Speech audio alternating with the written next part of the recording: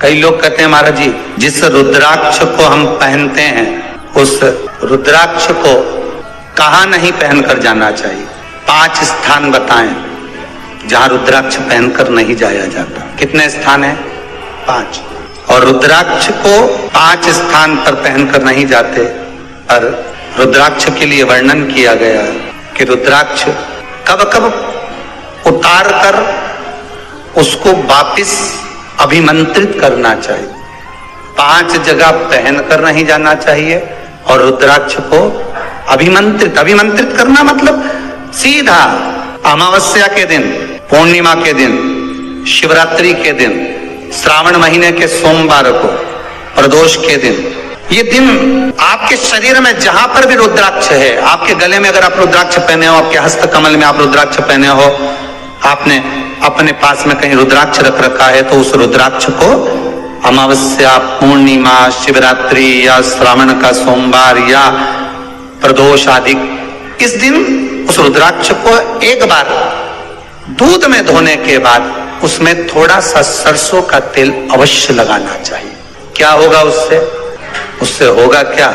शिव महापुराण की कथा कहती है, महाराज रुद्राक्ष को दूध में धोने के बाद, स्नान कराने के बाद जल से स्नान कराया, थोड़ा सा सरसों का तेल लगा दिया। महाराज क्या मिलता है उससे? तो कहा उस रुद्राक्ष में बल प्राप्त होता है। कौन सा बल?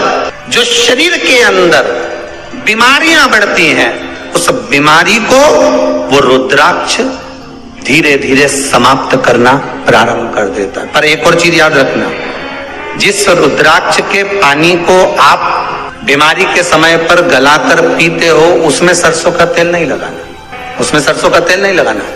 उसको तो आप केवल स्नान कराओ दूध से, जल से, और फिर उसको गला दीजिए, उसका पानी आप पीना चालू कर दीजिए। जिसको बड़ी बीमारी होती है उसके लिए कल कथा में वर्णन किया रुद्राक्ष के जल। रुद्राक्ष का जल पिया जाता है शरीर के अंदर से रोग को, बीमारी को हटाने के, रोग बीमारी को समाप्त कर।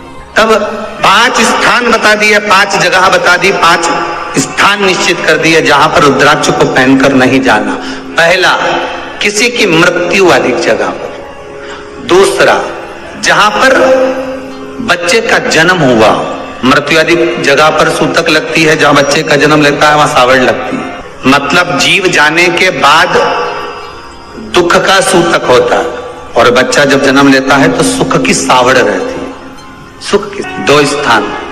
तृतीय स्थान, तीसरा स्थान दिया जहां पर वैश्यावृत्ति होती हो या महाराज मदिरा का पान होता हो, उस स्थान पर रुद्राक्ष को नहीं ले जाया जाता। चौथा स्थान रुद्राक्ष के लिए कहा गया, जिस स्थान पर आपको ज्ञात नहीं है और आपको लगता है कि ये स्थान अज्ञात है, यहाँ पर कई जगह पर कुछ जीवों की हत्या हुई है या किसी जीव को नष्ट किया गया है, उस स्थान पर रुद्राक्ष को नहीं ले जाना चाहिए। 5वां, महाराज आपके रुद्राक्ष का जहां अपमान हो रहा है, अपमान से समझ में आ रही है ना आपको बात? एक आय को ढोंग प्रपंच में पढ़ा है, कौन ने कहा इतने रुद्राक्ष धारण कर ले?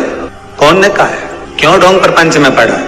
अगर हम रुद्राक्ष गले में पहन लेते और नारी का रजस्वला धर्म आ जाता है, रजो धर्म का समय आ जाता है, वो रुद्राक्ष हम गले में धारण कर कर रखते हैं, तो वो रुद्राक्ष क्या वो बेकार हो जाता है? पहले एक बात बहुत अच्छे से समझ में, आप सन्यासी हो, जम के बोलो जरा, आप तपस्वी हो, आप साधक हो, आप उपासक हो, या आप बैरागी हो, आप एक गृहस्थी हो, घर में रहने वाली माँ गोदी में रखा हुआ बालक अगर गंदगी भी कर दे, पूरे कपड़े को भी बिगाड़ दे, तो माँ बच्चे का कपड़ा बदल देती है, और बदल कर माँ को ये जरूरी नहीं है कि उसको साड़ी बदलना, उसको कपड़े बदलना या उसको फिर नहाना। बच्चा जब गोदी में होता है तो माँ की गोद में कितनी बार भी गंदगी कर दे, फिर माँ अपने कपड़े बार बार नहीं बदलती, उसी कपड़े से काम करती रहती है, उसी कपड़े से सेवा करती रहती है, उसी कपड़े से भगवान का पूजन भी करेगी तो भगवान स्वीकार करेगा, क्योंकि मातृत्व के लिए, माँ के लिए, नारी के लिए छोड़ दिया गया है कि तुम पर हाँ, आप अगर पूजन करने बैठ रही हो तो आपको ये 7 दिन पूजन नहीं करना।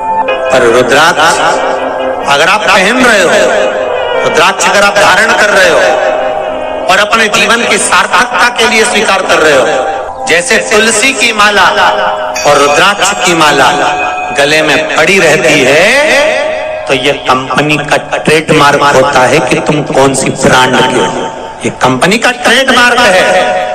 तुलसी की माला पहनकर प्राण छूट गए तो वैकुंठ चले गए, और रुद्राक्ष की माला पहनकर प्राण छूट गए तो कैलाश धाम चले गए। ये कंपनी का ट्रेडमार्क। छोटे रुद्राक्ष की माला, छोटा जो रुद्राक्ष होता है उसकी माला, कैंसर का जो मरीज होता है, अगर वो फर्स्ट स्टेज का कैंसर भी है, छोटे रुद्राक्ष अगर अच्छे हैं, 3 मुखी से लेकर 5 मुखी, 7 मुखी, 9 मुखी, 11 मुखी छोटा रुद्राक्ष मिल जाए, उसकी माला अगर पानी में डाल दी जाए और उस पानी को वो मन का ही डाल दो, उसी का पानी थोड़ा थोड़ा कैंसर के मरीज को सुबह दोपहर शाम श्री शिवाय नमस्तुभ्यम का जाप कर कर, पंचाक्षर ओम नमः शिवाय का जाप कर कर, शंकर शिव का नाम लेकर, महाकाल बाबा का नाम लेकर, विश्वेश्वर विश्वनाथ का नाम लेकर, केदारेश्वर का नाम लेकर, 12 ज्योतिर्लिंग का स्मरण कर कर अगर वो आचमन करना प्रारंभ कर दे तो कैंसर रोग में भी आराम मिलना प्रारंभ हो। केवल आचमन ही नहीं करना है,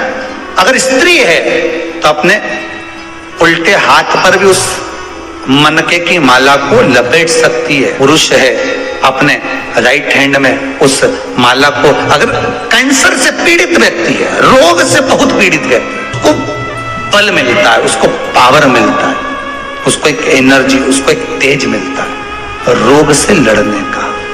कई लोग कहते हैं महाराज जी रुद्राक्ष को सिद्ध कैसे करना चाहिए, तो शिव महापुराण में एक ही उपाय लिखा है, एक